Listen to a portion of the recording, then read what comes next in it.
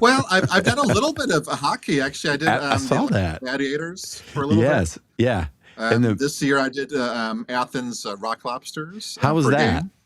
So that was great. It was a playoff game, and Yeah, they had me play a lot, which yeah. was I know, which is right? all I want. That's all you want to do. And I want to talk about this on the stream as well. But tonight, actually, it's so really cool serendipity, maybe. But we're actually the Cannonballers are hosting the Augusta Green Jackets, who I know you Ah, played for, I and played for then. them as well. I Yeah. know, but then tonight, particularly the Cannonballers, they get really big into the throwback themed nights, and tonight they are playing as the Kannapolis Towelers. You know, Kannapolis was a mill village back in the day, and the Cannon Mill made towels. That was their thing.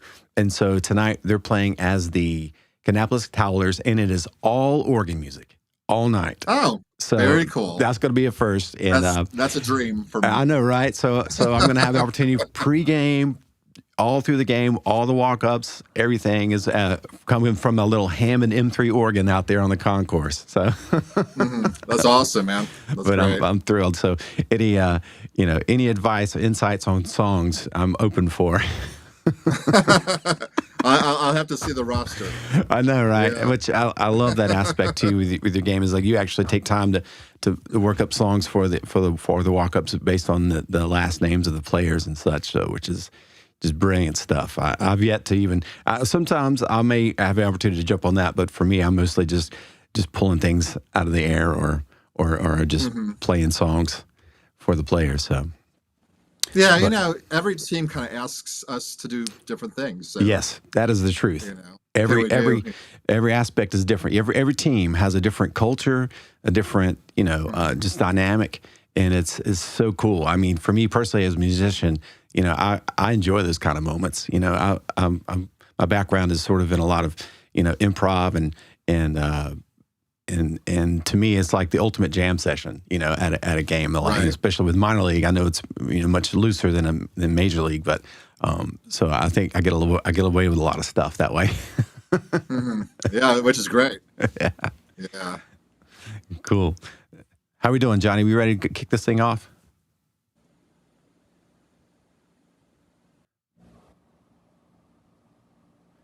Johnny's my engineer. He's working it on it. Oh, sorry, I had a phone No, call I had to stop. no problem. No problem.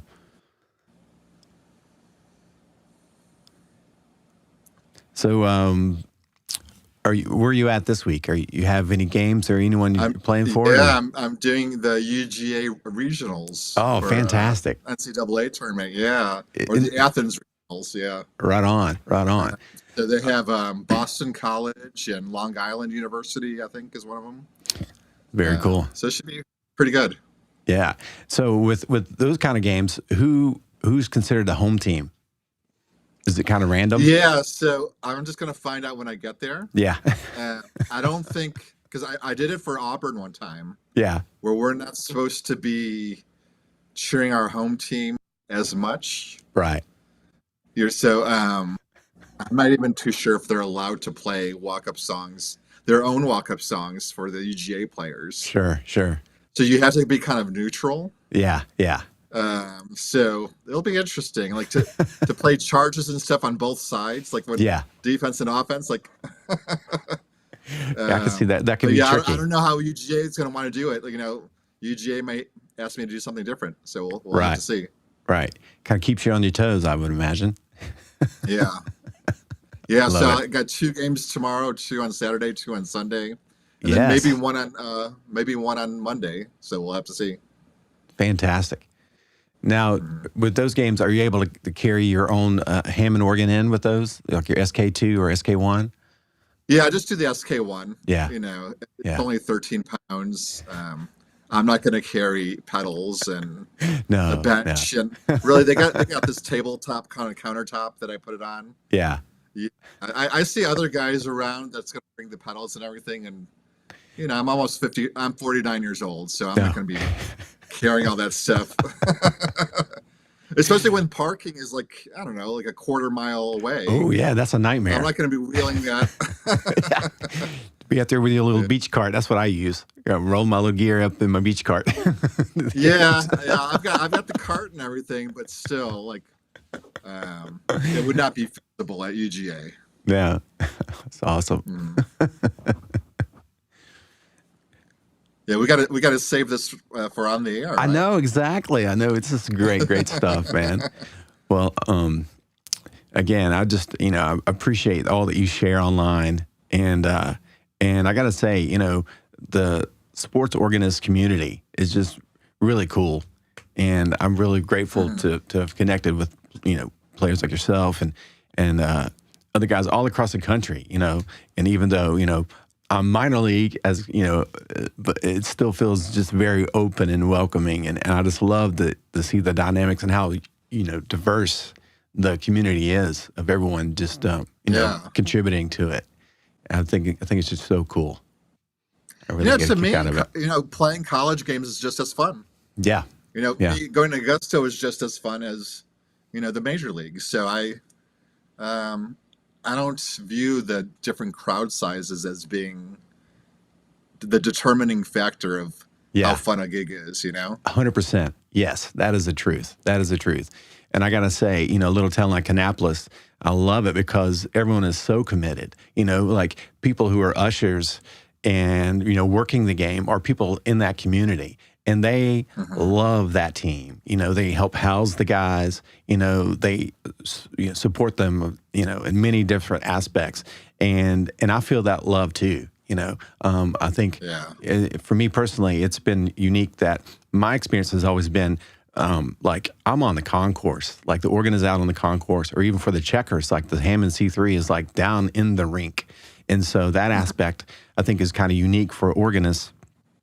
But it's something that I wouldn't want to change. I'm really fortunate to have people at the checkers game sitting about 3 feet behind me if they wanted to, and they're immersed in it. So, that aspect has really influenced the way I approach it, and it's something I really enjoy. Are you ever able to kind of set up that way? Well, I would love to, but then when it's 95 degrees, I'm enjoying the air conditioning too much. Yeah. So I would love to if it were under like 85 degrees and no humidity. Yeah. Right. Oh man, I tell you, it gets swampy. It gets a little swampy out there, and I do have a little fan. Yeah. Like everyone's jealous. Like actually, I think the crowd is there to see me, but really they just want to come sit by my fan because I'll have a fan on me.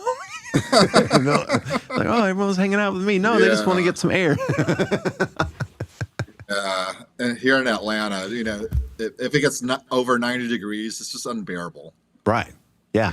So I like my air conditioning. Yeah. And it seems to be just hotter more earlier in the season too now. It's like, I'm sure you experienced like this week alone, we went from, a ton of rain, and it was like 53 degrees, I think, on like Tuesday. And like last night, it was like 90 degrees, hot, sweltering. It was like two extremes in 1 week. Yeah, we've had so much rain here as well, and it just, just either a drought or rain. There can't be anything in between. No, it's you go through like 2 months without rain. And now it just today is actually kind of pretty nice outside. So yeah, can't complain. Awesome. But it's still really humid here. Yeah. Hey, all right, we're ready. All right, Matthew. Here we go. You're going to see a little video board, and we'll get going. Thank you so much. Mm-hmm.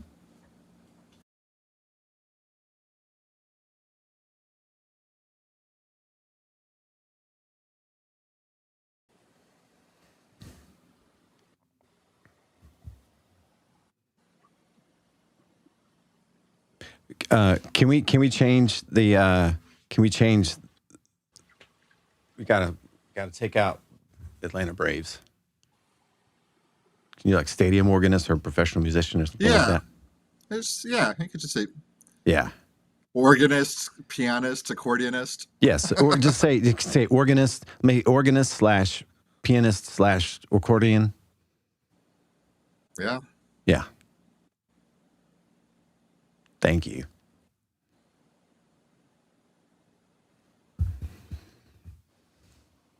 All right.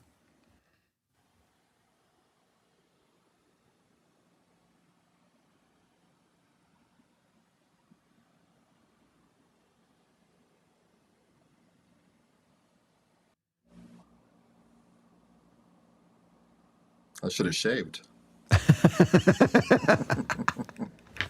I know. I'm on the fence about shaving my beard. My wife likes the beard, but I'm like, oh man, I'm getting really gray.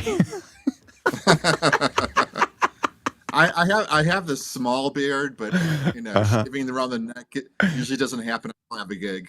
Right. I don't have a reason to shave when there's no gig. Exactly right.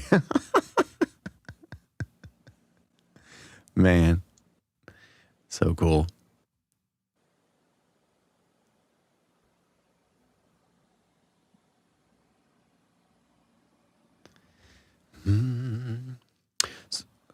That looks good. Thank you.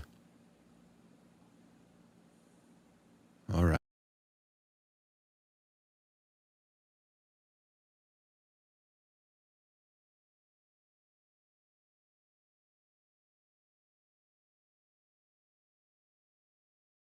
Hey there, I am Delta Sigma, part of the DJ World Beats experience, right here on hashtag Local Music Somewhere with host Greasy Keys, brought to you by rbeats.com.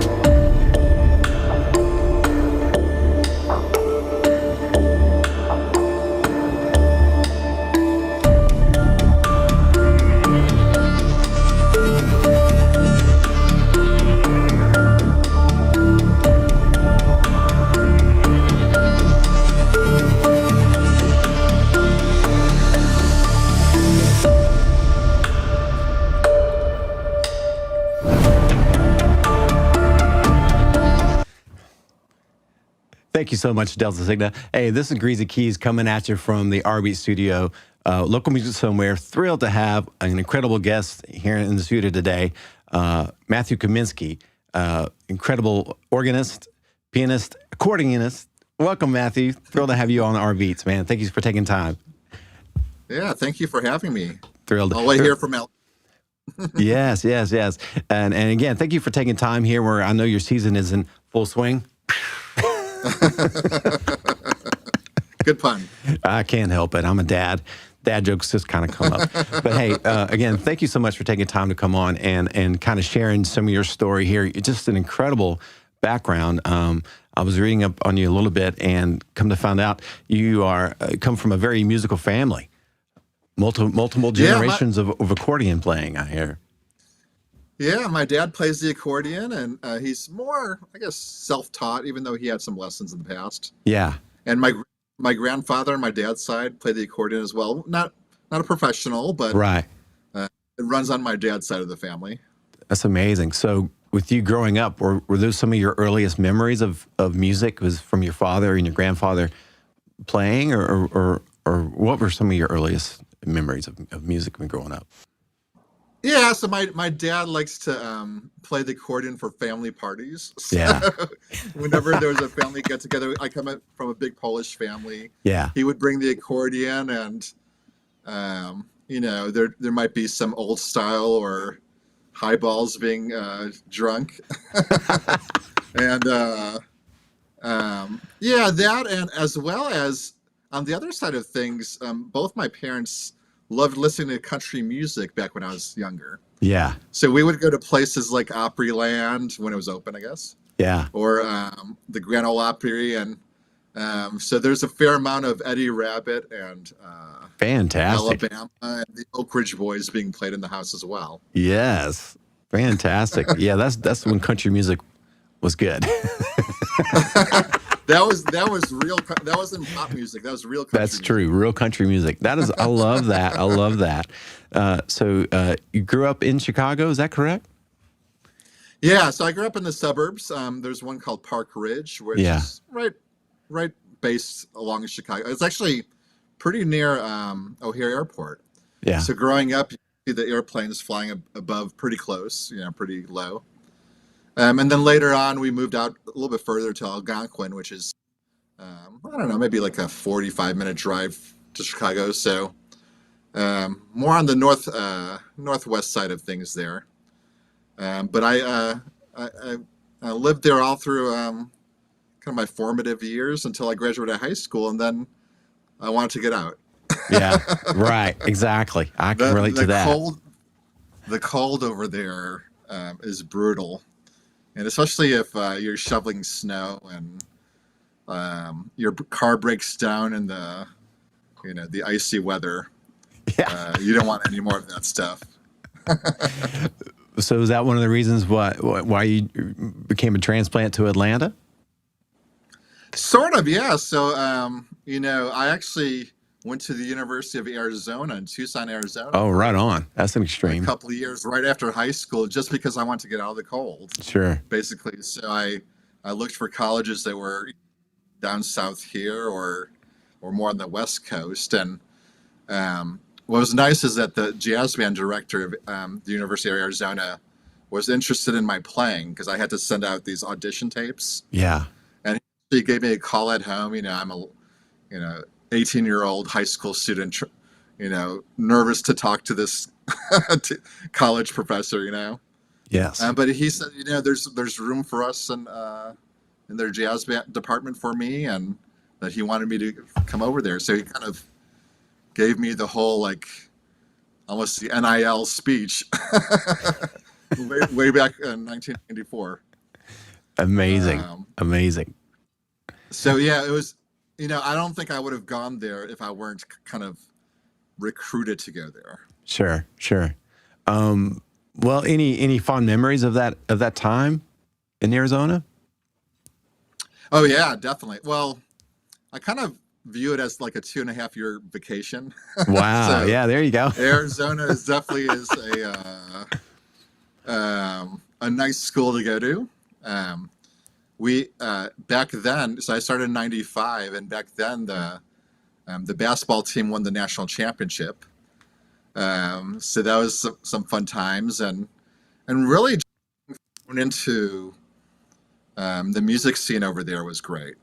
My fellow students, actually some of them who I still keep in touch with, have gone on to be really successful in music. Fantastic. This is one of my fellow students. Her name is Rachel Eckroth. She gosh. plays keyboards for St. Vincent. Yes. She also has her own career going, but she played for there's a couple big name acts that she played for. Rufus Wainwright. Yes. Basically, these days she's the keyboardist for St. Vincent. She's incredible, by the way. I follow her on Instagram, and yes, just mesmerizing, really, with her style of playing and her approach to keyboards and synthesizers and things like that. So that's really cool that you have that connection. Such an incredible thing. So she was 1 year older than me, and she was the pianist in the second. So we had 2 jazz bands over there. Yeah. And she was the second jazz band. So I was kind of next in line after her. Right. And then she ended up going to a UNLV after a while. But her brother was actually there as well, a guy named Mike Eckroth. Okay. And Mike Eckroth is a fantastic. He tends to play more on the Latin side of things. So he taught me how to play salsa piano, and right. Really, I learned as much from my fellow students as I did teachers over there. Right. And Mike teaches, I think somewhere in Miami at a university there, not the University of Miami, but one of the schools there. And he used to tour around with John Schofield. So just the amount of talent there was at that time. And then a fellow guitar player that I knew over there ended up playing in a band called the Eels or Eels. Oh, yes, Eels. Fantastic. Heard of them? Yeah. Yes. So I got to see him performing with the Eels because I don't think the original title had the. It was they're just called Eels. Eels, right. Yeah. So he was with the band for maybe like 7 or 8 years, and I got to see him perform here in Atlanta, which was a great show. The Eels. It's kind of a weird thing, but they are so much more popular. And this is what my friend was telling me. In Europe, they would sell out like stadiums in Europe. They would go they actually have recordings from the Royal Albert Hall. Wow. And he, his name is Mike Switzky, who played guitar for Eels for a while. Whereas over here, he'd play the smaller venues, like over here in Atlanta, the Variety Playhouse. Right. So it's just a weird type of kind of perception of that band, but that band is really popular in the rest of the world. Right. And in the U.S., they're kind of known, but they're not you Right, know, sort I of don't a know, one-hit top wonder tier or whatever. back in the '90s. That one really quirky song that was cool, Right, yeah. and that was back on when MTV was still a thing. You'd see them on 120 Minutes. Like Matt Right, Pinfield on the yeah. '90s. Yeah, I remember Ills. That's so cool. But what a neat connection. Yeah, he actually plays in a band now called Dispatch, which is kind of a jam bandy type thing. So Right. a lot of the musicians that I got to know over in Arizona just have taken off, and one of my roommates is actually a film score composer in Hollywood now. And he's Wow. done some pretty amazing stuff there too. Nothing blockbuster yet, but he's done Right. some stuff like TV shows and Yeah. some kind of straight to DVD movies. Right. But still, that's incredible But work, though. That's neat. yeah, A neat niche to find yourself into. That's such a cool thing. But yeah, back to you and your history. I see this beautiful Hammond organ there in your studio. But you yeah. have quite a yes. That is a beautiful I love is that The Leslie speaker. the Leslie speaker? Yes, is that a 122 there? Yeah, that's a 122. Yeah. It's a little bit beat up, but I don't care. No, that just gives it more character for sure. Yeah. That is beautiful. And so you have, you've been around Hammond organs for most of your life. Is that correct? I saw somewhere where you were 5 years old when you first began playing the Hammond organ. So tell us a little bit of that story. Yeah. So I'm an organist first. A lot of people kind of think that you have to play piano and then Right. kind of graduate to the organ. But no, I started learning. My sister and I took lessons when we were younger, and I think I was 5, maybe 6. Right. I think I was 5 because my sister's a year older than me, and I think she was 6. Right. So we started at the same time. We had a Hammond organ in the house, but it was a really kind of one of those transistor models from Right. the 80s that was, Right. or maybe the late 70s. That was more of like a reed sounding organ. It wasn't that great. Right. But then we graduated up to an E100 series, which is kind of like, I guess you could consider it like almost like a faux B3. Right. Some of the It was features, like a but B3, but it's not exactly the same. right. But it did teach me, how to play the Hammond like a Hammond. Right, right. And so when you say growing up, and you just happen to have a Hammond, but what drew you to the B3 sound? Well, at first, my parents just forced me to play. So when you come from a Polish family, and back then, I was born in '77, so back in like 1982, parents were a lot more strict back then. Yes, they were. So when your parents say you're taking lessons, you're taking lessons. Learned back then was what I call the Hammond pop style. So it's basically a watered down version of theater organ style. What I say about that, I don't know if you ever heard of an artist back in the 30s and 40s. Her name was Ethel Smith. Yes. There was Ethel Smith. There was a guy named Milt. I want to say Milt Hirth. There's all these artists in the 40s and 50s, and Ethel Smith was kind of the queen of the organ. And so it was very theater-esque playing.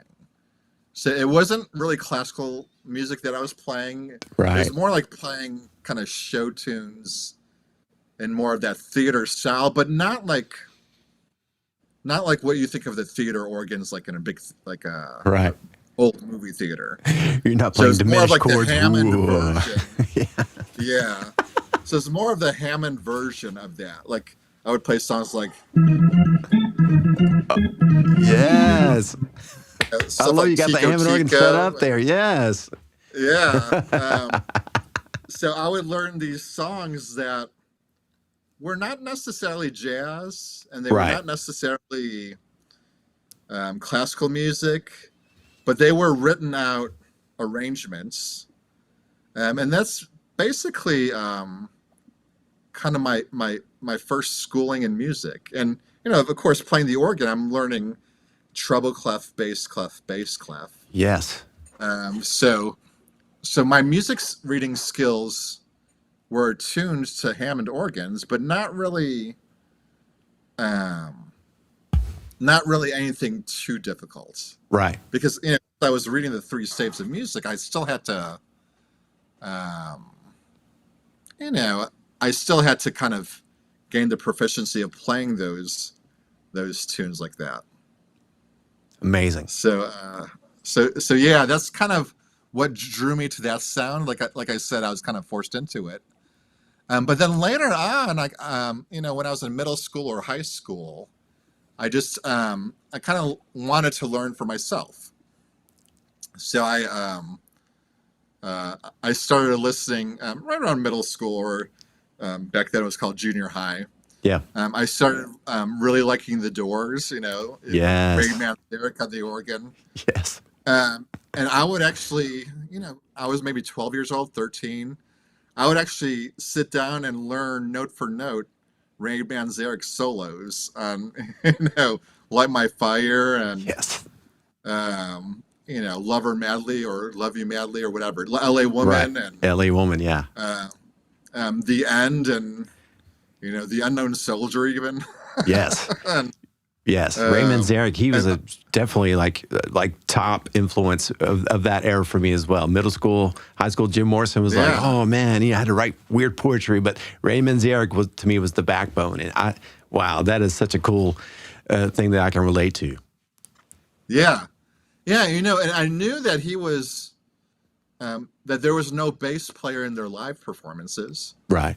And for the longest time, I actually thought that the recordings didn't have a bass player, but I was wrong. I don't know if you know this, but there was a bass player that imitated Ray Manzarek's bass lines. Right, right. So now, for the recordings, the actual studio recordings, they actually had a bass player for those, but he would have to play exactly what Ray would play with his left hand. Right, so then Ray could play them. Now, I did hear that about, particularly like the later album, like L.A. Woman, but I didn't realize that was maybe the fact for earlier records as well, Yeah. That is such a thing, because I know, particularly the song, like I said, Riders on the Storm, you have this incredible walking bass line, and then you have this do-do-do-do-do, and then and I still to this day, one of my main things I like to practice is the walking bass line with that descending thirds, fall, Yeah.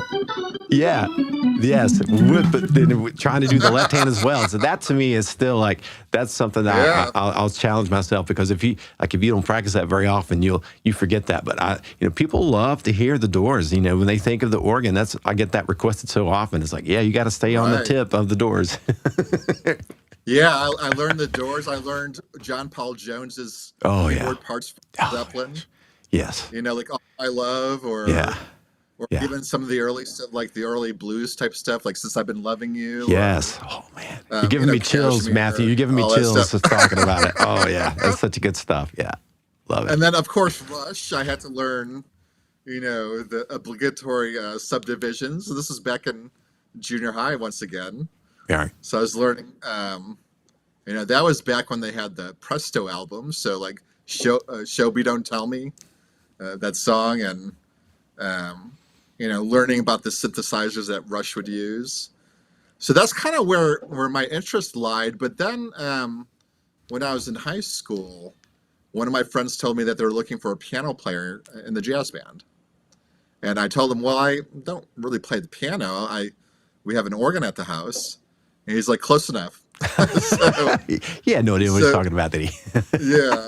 So I talked to the jazz band director. I told him, I play the organ, and he's like, yeah, you could probably read this. And, the reading wasn't, it was high school jazz band reading, so it wasn't that difficult.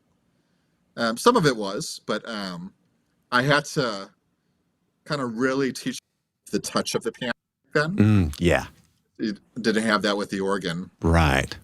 And I was still kind of playing the organ, but not really in that theater style anymore. We actually had moved out to Algonquin, so I didn't have the same teacher. I didn't have the same 80-year-old grandma teacher that I had right. growing up, who her her house smelled like mothballs. Classic. But yeah, so I joined the jazz band, but my jazz band director knew that I played the organ, and he said, have you ever heard jazz played on the organ? And I'm like, no, I haven't really heard jazz at all played on anything. Wow. What I kind of thought jazz was, even though some of those tunes I was playing on the theater organ were kind of jazzy. Yeah. Jazz. So actually, my jazz band director gave me a cassette tape of Joey DeFrancesco. Oh my gosh! And that's where my obsession with Joey and Jimmy Smith and the jazz organ kind of started. Yeah. And I could not do anything nearly. I still can't do anything nearly as good as Joey or Jimmy. But virtuoso. I love the sure. sound of that style. Yeah. Yes. Yeah. We had a chance of seeing that's Joey where I live. So that's where I kind of associated the sound of the Hammond with jazz. That's where I really wanted to kind of go in that direction. I love it. So was there a specific performance that changed the direction for you in your career at that age or any time? A performance of mine or anyone else? Or any kind of ensemble that you maybe played with or just a performance for you that helped I would say that the high school jazz band, I think I started getting pretty decent at it pretty quickly. I'm not bragging, but I was pretty good for the high school level. Let's say that. Yeah. And I started going to these like all county jazz bands that I would be a part of. And, my reading was still not quite there for the piano. I had to really kind of ramp up my reading skills on the piano. But I really started to learn how to improvise. And I had a new teacher where we moved to, and he taught me how to improvise. He actually was a jazz pianist in town, and he played in a band with a guy named Paul Wertico, who was Pat Metheny's drummer. So fantastic. So I was studying from a real live musician, real working musician. So I think that's what really kind of going. And then some buddies of mine formed this high school band. We were kind of like a blues rock band. I was going to ask you, how did you avoid not getting pulled into like a hippie rock jam band? But obviously you had an era of that, maybe. So this was before the hippie stuff. This was probably 92. Yeah, 1991 or 1992. So I found some friends who were really into like Eric Clapton and Steve Ray Vaughan and Cream and like more of the blues rock stuff. So we were playing like Clapton covers and Jimi Hendrix. Like we had a cover of Axis Boldest Love, and we thought we were really cool. And we didn't have in that band. We didn't actually have a bass player. So that's where I learned how to really play with my left hand. Yeah. I'm like, well, I have a bass sound. I had a Korg M1. I think you know what that is. Absolutely. Yeah. So I had the Korg M1. I put it on split. So my left hand was playing bass and my right hand was playing piano or organ, the cheesy organ on that keyboard. So we won our Battle of the Bands for our Algonquin Founders Day. Fantastic. When I was a sophomore in high school. And we played songs like Hoochie Coochie Man and Black Magic Woman. And oh yes, that was one of the top organ jams of all time. That had to be amazing. But it was the Jeff Healey version of Hoochie Coochie Man. What's that movie with Patrick Swayze? Oh Lord. Roadhouse. Roadhouse. Roadhouse. Oh yeah, behind the chicken wire. Yeah. Classic. It's all good. Yeah. So now that I look upon it, it was stuff that it's stuff that we really liked at the time, but it's not stuff that I would be necessarily playing now. Right. I love that. But yeah, but it was fun. It was fun to play with guys, and for one of our friends. And, I was the young guy in the group. The other guys were seniors. I was a sophomore in high school, so it was just it was a cool time. Love it. And Matthew, we're going to take a quick break. Stick around. I'm going to come back and we're going to talk some more about not only your past, but then what you got going on currently too. So, hey, this is Greasy Keys. We're in our Beat studio. Got Matthew Kaminski on the line. But stick around. We're going to take a quick break. Be right back. Our Beats Radio isn't just a platform; it's a movement, a universal internet radio and media hub that has become the heartbeat of music discovery. With a staggering peak of 7 million listens and an average of 80,000 listens per month, the world is tuning in. That's not just numbers. Those are ears and eyes. Yes, your brand amplified and elevated only on Our Beats Radio. Navigate the digital airwaves seamlessly with our intuitive platform. Imagine your brand being heard, being felt, being experienced. Picture your message flowing through the veins of our global network, reaching each listener. Are you ready to elevate your brand to new heights? Step into the rhythm of success with Our Beats Radio. Our platform is designed to ensure your brand doesn't just appear, it resonates. It doesn't just speak, it sings, dances, and vibrates with the rhythm of our audience's lives. This isn't just about advertisements. This is about creating a symphony where your brand is the melody. We're not just a service, we're an experience, and your brand can be at the center of it all. Your brand deserves a global stage. At Our Beats, we've turned up the volume on global outreach. This isn't about traditional advertising, it's about connecting, engaging, and resonating with music lovers all over the world. From indie beats in Brooklyn to mainstream hits in Mumbai, your brand becomes part of their story. It's about making your brand the rhythm that pulses through their day. Amplify your reach, connect with diverse audiences, and make an impact like never before. Numbers don't lie. Our Beats isn't just a platform, it's a data-driven powerhouse. With a staggering 7 million peak listens and an impressive average of 80,000 listens per month, we're tuned into the pulse of the music world. This is the power of a data-driven platform. We're not just throwing your brand into the void, we're strategically placing it in the spotlight, in front of an engaged, diverse, and music-loving audience. Music is universal, and so is your brand's potential. Our Beats Radio is the crossroads where brands and music lovers from all walks of life converge. Maximize your brand impact. Imagine your brand pulsating with the rhythm of music, reaching millions of ears and eyes worldwide. Picture your message resonating with each beat, each melody, each tune. This isn't just advertising, this is brand elevation, a symphony of success. Don't just be heard, be felt. Be a part of the rhythm of Our Beats Radio. The stage is set, the audience is waiting. It's time for your brand to join the beat. Advertise with Our Beats Radio today. Our Beats Radio, your brand, Our platform is your stage to amplify your brand's voice.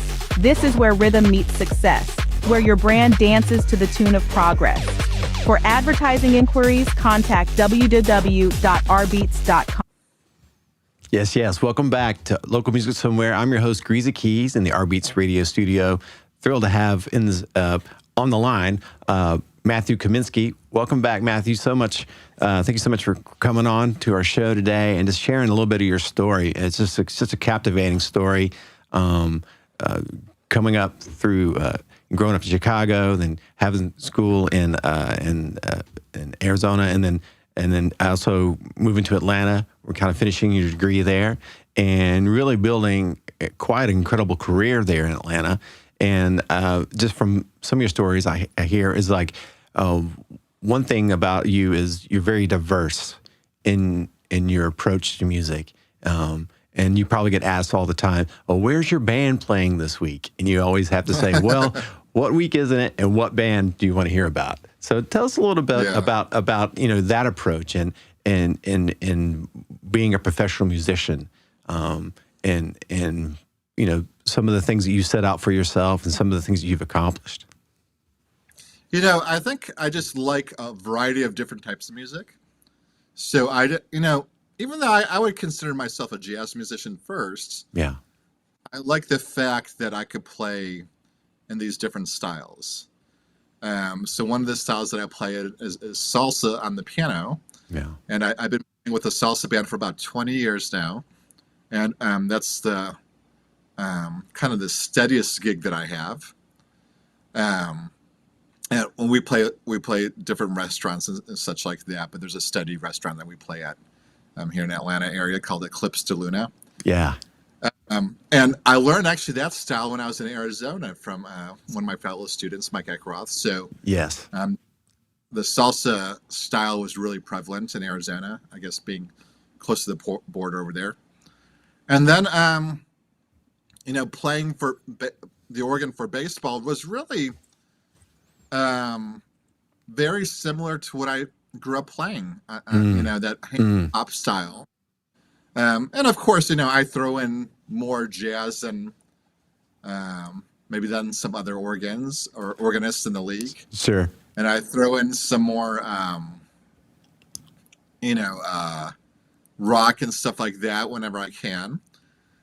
So I've been a baseball organist since 2009. First starting with the Atlanta Braves, and then I also play for 16 years. I've been a college baseball organist. So this is my 16th season with the UGA Bulldogs, Fantastic. University of Georgia. Yes. As well as different colleges around the Southeast here. So whenever I have a weekend off, I might go to like Auburn or Mississippi State, or actually I've been to North Carolina State before for the Wolfpack over there. Yeah. So that's really just, to me, that baseball style of organ playing, which I like to kind of consider myself more of a traditional player. Yes. / Hammond pop style. Right. Kind of like that old timey feel, the baseball organ feel. Yeah. And then some of the other stuff I do, since my dad plays the accordion, I kind of picked it up along the way. I would watch him play, and I'm pretty much self-taught on the accordion, but I've been playing that since I was a little kid as well. So Yeah. I play in a polka band. You're Polish. You're listening to polka music all your life. Right. So that's such a cool genre. accordion, Yes. different polka bands, yeah. And then recently, I've kind of gotten into this genre called exotica music, which, if you don't know what that is, it's basically tiki bar music. So it's my band is called Mondo Hamando, and we play the kind of the style of music that was kind of popular in the late 50s, where it's just kind of Hawaiian / Latin / island flavor sounds. Right. So we've even thrown some ska tunes in there, like Jamaican type of ska, and it's basically escapism music. So a lot of people don't know what exotica is, but it's basically, it's basically Latin jazz with more of like Hawaiian or island type of flavor to it. Right. So I really enjoy that. So, perfect music for a Mai Tai. Right. Exactly. Actually, where I play here in Atlanta is called Trader Vic's. Yes. And the original Trader Vic's from California is where the Mai Tai got invented. So amazing. So it's a really unique style of music, but it's very, I would say it's very close to jazz. It's very jazzy in its nature. Right. Influence, especially if for sure. Lounge type music, like the Sinatra, Dean Martin type lounge stuff. And is it instrumental, or do you have a vocalist? All these different styles. I'm sorry? But is that primarily instrumental, or do you have a vocalist that join you guys? We have a vocalist in our group, but I try to keep it more instrumental. So since we play in a restaurant, we're, most of the time we're background music, and then we'll bring out a vocalist for the bigger shows. But it's primarily an instrumental type of sound. Fantastic. Fantastic. And then throughout the years, I played with blues bands, and I have a kind of what we call a gypsy jazz type of band, like the music of Django Reinhardt, where I played that on the accordion.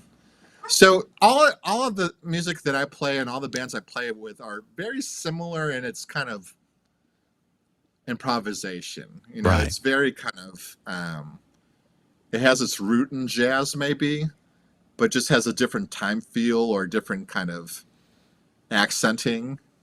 But basically, I'm playing much of the same type of stuff on each of the music that I play. I love it. And I know you said you've played accordion for a long time, but mostly self-taught. Any insight on learning the left-hand buttons on the accordion? Because, I've dabbled, I was very fortunate to acquire an accordion a few years back from a friend's family who passed away. And so it's very dear to me. And I've had opportunities to play it for sessions, and mostly like Americana style, like, oh, please, or some faux polka-ish. But man, learning the left hand, there's no easy way. You have a couple of keys that you can, here's a C because it has a little indentation on it. But beyond that, it's like you can't look in the mirror to play. You can't see down because it's a full-size 120 bass accordion. So any advice or insight on how to learn the buttons? Yeah, I've been doing it for so long that it's kind of just ingrained in me. Right. But they're basically, the buttons are based in fourths or fifths. So right. If you have that knowledge of music theory on your right side, then you could put that into your left side with the buttons, and really just kind of slowly getting more comfortable with it would be my advice. Don't look in the mirror. Looking in the mirror just would confuse me. So the left side, you definitely want to do by feel. Right. And That's the all right you can side, do. you can look down. When right. I play the right side, I could look down. Yeah, it's But the all by left feel. side, It's all by feel. That's is all by amazing to me. feel. And you see these old videos Yeah. of like Lawrence Welk and these accordion players, and they're just bouncing, and it's like I could have not imagined being able to be that proficient on a button accordion. It's mind blowing. Yeah. Yeah, and I would watch my dad play, and he's he's not much of a left-hand player either, but I think when I was younger, I kind of understood the system. Mm-hmm. It's just a matter of knowing your fifths and your fourths, Right. Depending on which way you're thinking, and knowing what your chords are. So it does take a while, but if you get a couple accordion books and just start reading music every day, then you'll start kind of getting the idea. Yeah, every day. That's the secret there. Every day. Yeah. Back to your experience being a sports organist or stadium organist. I'm sure you have obviously playing since 2009. You've seen a lot of trends kind of come and go, and so how do you kind of deal with those? Like with the rise of the Savannah Bananas and kind of bringing this sort of over the top entertainment side of games. I've seen it influence, like even my own team with the Kannapolis Cannonballers is sort of like more of like cultural driven, meme driven, almost sound bites and things like that. Is that something that you have to deal with, and how do you deal with that? Well, me being kind of older, so I'm 49 years old, so I don't really listen to music. Basically, after 2005, my knowledge of music dips down pretty much. Now, my daughters are about 13 and 16, about to turn Yeah. 13 and 16. Yeah. And they know much more about today's music. So I'm always kind of behind in the times when it comes to today's music. Mm-hmm. But I think I've kind of my niche just sticking with more of the traditional songs. So in my mind, I kind of leave it up to the DJ Mm-hmm. to play today's, Mm-hmm. and I kind of cater towards a lot of times the older people or just more general songs that everyone would know. So Right. play at colleges, I know that the crowd is not all college kids, Right. and the DJ. So I'm going to play for the parents who are there, or the alumni who go to every game, or to the kids. The kids, the chicken dance, or Right. Super Mario Brothers, or they might know Baby Shark, or they may know the Macarena. So there's certain songs that kids would know that are always universal. Right. Yeah. But I think I may be different from other organists in that I don't concern with myself with learning all the newest songs all the time. Right. Now there are organists who do that, and I think they're fantastic. Yeah. I think I like where I'm at, where I'm playing a lot of just very recognizable songs from the 50s, 60s, 70s, 80s, 90s. And that's about where I stop. Right. Not that I can't learn it. Right. But I don't want to sit down and learn Taylor Swift songs. I'm sorry. Although I think I'm not going to spend my time. Yeah, I think there's some video. I'm going to say "Shake It Off" or "Hot to Go." I think I've seen video of you playing "Hot to Go." So yeah, I had to do the "Hot to Go." But because you have an immense social media presence, I know you say you like play traditional and you like to stay within your genre. Yeah, how do you deal with that? You have a huge presence on like X and Facebook and Instagram. I'm sure you get a lot of people, putting in their 2 cents on what you should play. So how do you filter that out and sort of deal with that aspect of it? Yeah, so I've always been pretty good with playing by ear. So one thing that I've been kind of blessed with, I could hear something a couple times and be able to play, especially if I'm playing walk-up songs. Walk-up songs are where the batter goes from the on-deck circle to the batter's box. They're basically these days maybe 20 seconds long, 25 seconds long. Right. So for me to learn 25 seconds of a song is pretty easy. So a lot of the requests I get are going to be for walk-up songs, little snippets of songs. So it's harder to learn a song from beginning stages of a song than to learn only like seconds of song. Yeah, the hook. Right. So that's where I've kind of made my living with playing all these different walk-up songs, is because I could hear it once or twice and play it. And sometimes, for the Braves game, sometimes I just do it. You listen to it on YouTube, and I'm trying it out for the first time in front of 40,000 people live. Yes. So, so sometimes I have to use my brain with my ear training, I guess, that we learned in college. Right. To be able to play these songs really quickly. But like I said, to learn full songs, like a lot of times I'll play for batting practice, and sometimes it's an hour long. I have to play for an hour long straight. And what's hard about that is you have to know the full song. You have to know like the bridge, and you have to know all the little changes of the song. And that's more tricky, I think, than little 30-second snippets of songs. Right. And I have that opportunity as well. Playing pregame for both the Charlotte Checkers hockey team and for the Kannapolis Cannonballers. And that's really my favorite part of the whole game. It's like we love to play. We're just meant to play. Awesome. And so the more we get to play, the better. So I love that. I tell people that.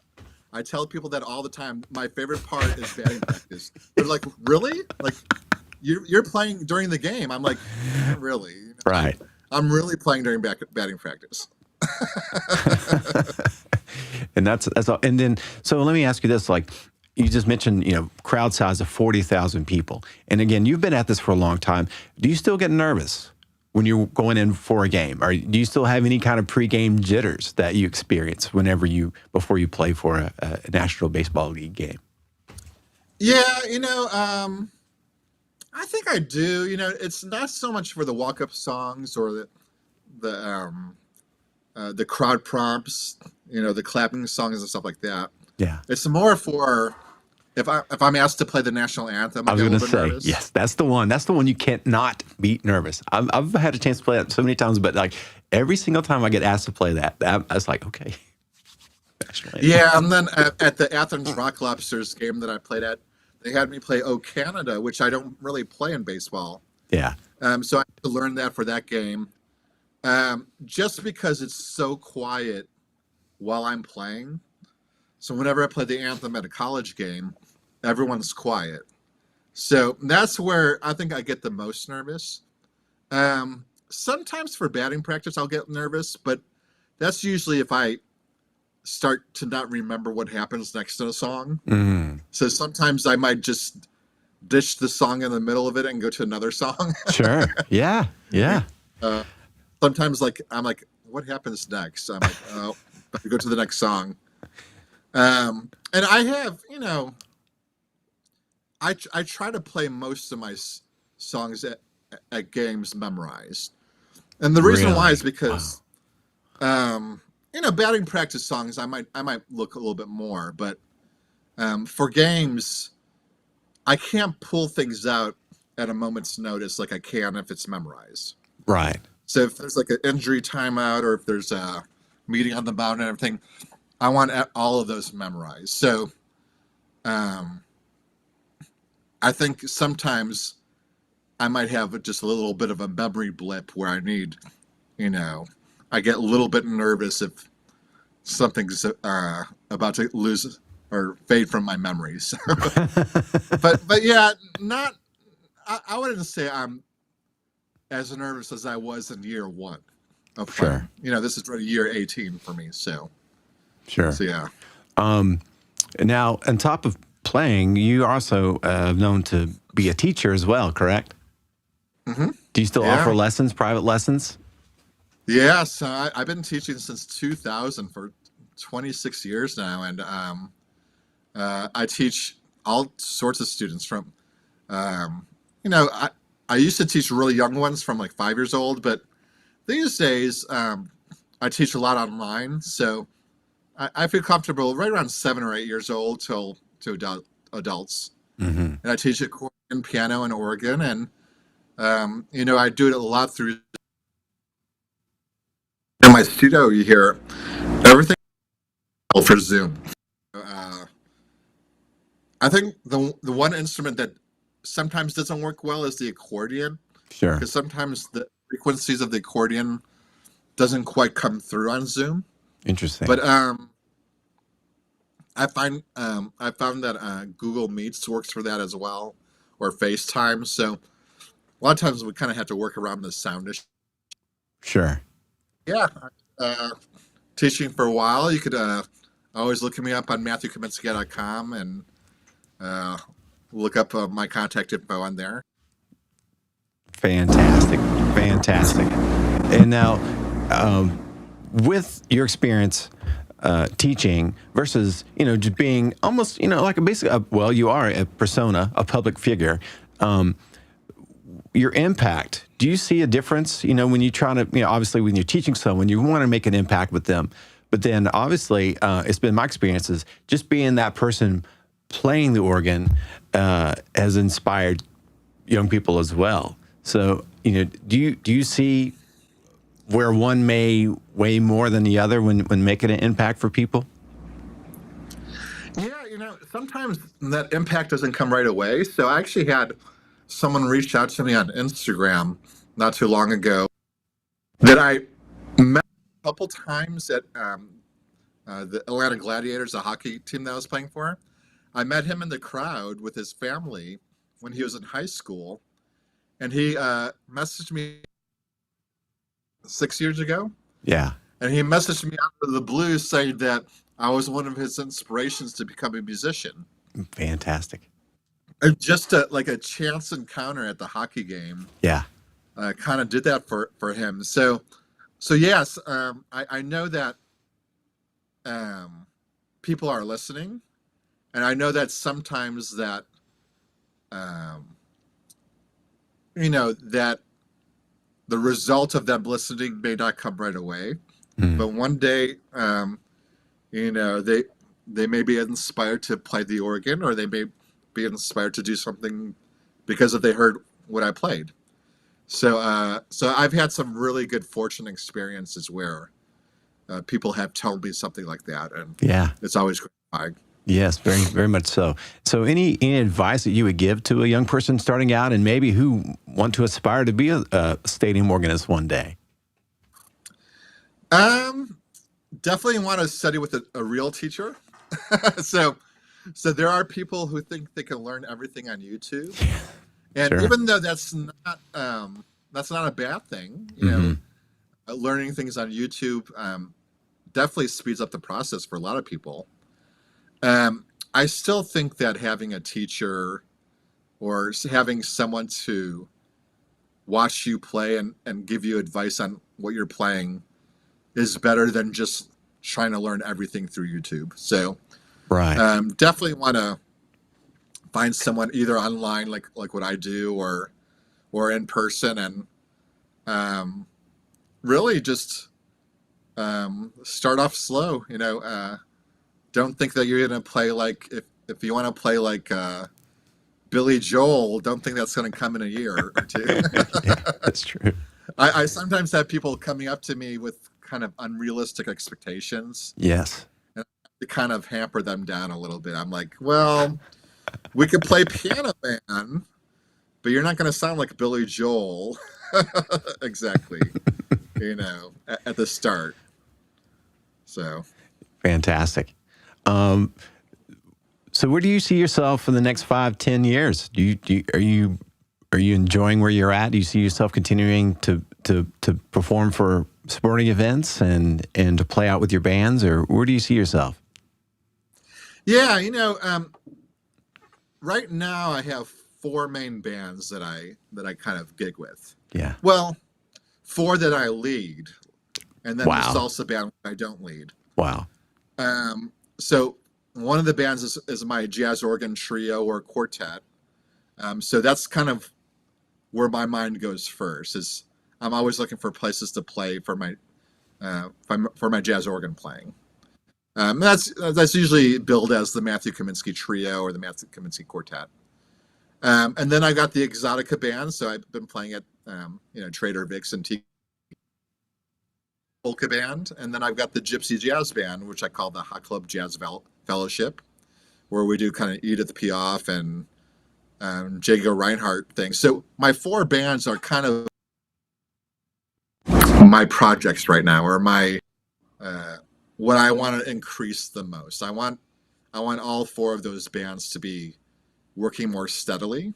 Yeah. It's sometimes hard to book all those musicians that I play with. Sure. Since I've been in Atlanta for I've been in Atlanta since 1998 actually. Wow. I know a lot of musicians around town. Yeah. So it's good to be in that position where I could find substitutes or find musicians to play with me. But I want to keep those 4 bands working as much as I can. Now for the sporting events, just kind of keep on doing what I'm doing. I don't really seek out, like, for example, the Rock Lobsters contacted me this past year, or Yeah. UGA will contact me. So I don't really seek out more sports for myself. Sure. I think I have a good balance of sports right now. Yeah. And I'm always looking for more students. So, being a professional musician entails a lot more than just performing. So I try to keep at least, a of maybe 15 to 20 students. Mm-hmm. In the summertime, it drops down with people on vacation. But Sure. I'm always enjoying teaching, and I always enjoy, talking to my students. And then I also do these assemblies for elementary schools where I'll talk about, my different jobs in music. So really just kind of keep on doing what I'm doing. These days I'm more of a softball dad than anything. So I'm That's watching fantastic. my girls play softball. Yeah, and my older one is on our high school team, and my younger one's on our middle school team, and they both play travel softball. And so when I'm not gigging, then I'm taking them to softball somewhere. Yeah. So I get It's fun. I get a huge sense that although you work for yourself, playing organ for some teams, you're kind of solo and you lead your ensembles, but I get a sense that community is a big part of your job as well. You know, having the community of musicians that you said that you can call on to maybe fill in, or just a larger community to, hey, help find other gigs, and then the community, like I said, of people to teach and to inspire and impact. So tell me about that. Yeah. You know, about your community. You know, Atlanta has a really good music, especially a jazz community. We all kind of know each other, and we've all kind of played with each other along the years. And you know, I've known so many jazz musicians here since 1998 that it's a great town to just go out and hang with your friends. So enjoy that, as well as being a little part of other communities too. So sometimes I'll play with blues band. Mm-hmm. Of communities and I also am a member in Atlanta. We have the Atlanta Accordion Club. Wow. So I'm a member of that community. So I'm trying to get younger people interested in the accordion, which doesn't have that stigma like it used to. Right. You know, back when we were younger, people thought of the accordion as being kind of this corny thing, but these days, young people don't have that kind of preconceived notion. So I'm trying to kind of, get that community going. And then, of course, my online community, a lot of them are baseball fans that follow me. So I try to keep them engaged. I've been doing these Name That Tune segments each day on my social media, where it's fantastic. I'll just post this song from one of my gigs, and it's funny because people will start complaining that I'll post something really easy, like Take Me Out to the Ball Game or the national anthem, and then they're like, it's too easy. And then I'll post something from my Exotica band, like there's a song called Quiet Village that we play, and then they'll say it's too hard. Can't please anybody here. Can't please anyone. Yeah. So that's fantastic. So I try to keep that community engaged by sharing them kind of bits and pieces of my gig. Fantastic. Well, Matthew, thank you so much for taking time to come on to Our Beats today and just sharing just a little fraction of your incredible story.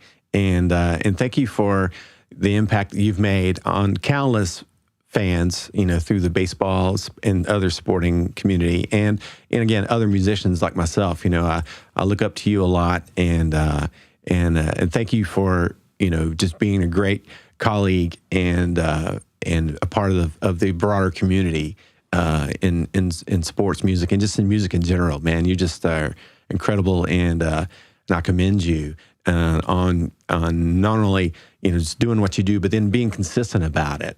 So you have these really great ensembles that are very specific, and you're not sucked into the cover band world or which are very easy to fall into for a working musician. And you're not in a wedding band and things like that. So hats off to you for being consistent that way and still being able to raise a family and be true to yourself. I just think that's such a really, really cool thing. Well, I really appreciate that, and I love what you've done with your brand as well. And thank you. The greasy keys, all the tchotchkes that you have. Yeah. What do you call it, tchotchkes, I guess? Yeah, absolutely.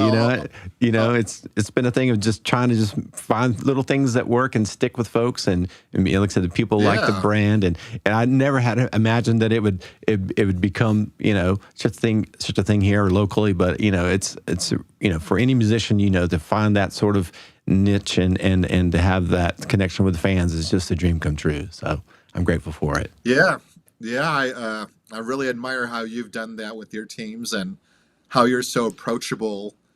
Like you were saying, you're out in the concourse and you're among the fans, which is great.